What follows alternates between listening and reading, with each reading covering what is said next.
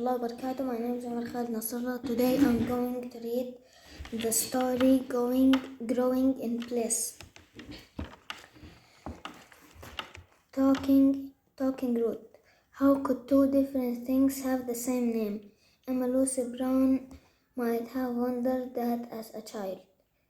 Born in Cincinnati, Ohio in 1889, Emma shared her first name with her mother.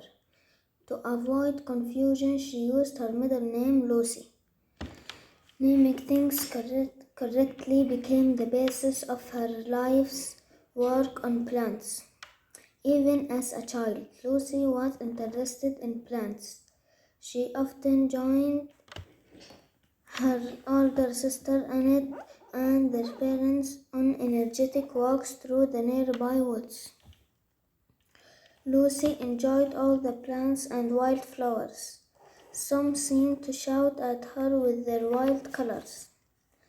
Others hid behind rocks and logs. Lucy asked her mother how to tell all the plants apart. Lucy's mother taught her to develop her powers of observation. She pointed out the number and shape of leaves on a stem. Lucy kept a record of their observations. She also learned to draw what she saw. Then she could compare and contrast all sorts of plants. Lucy and her mother gathered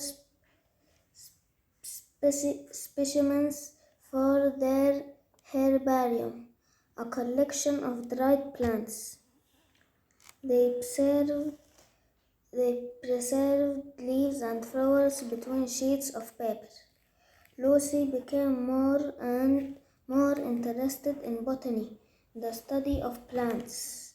In high school, she started collecting and drying plants for her own herbarium. She continued adding plants all her life.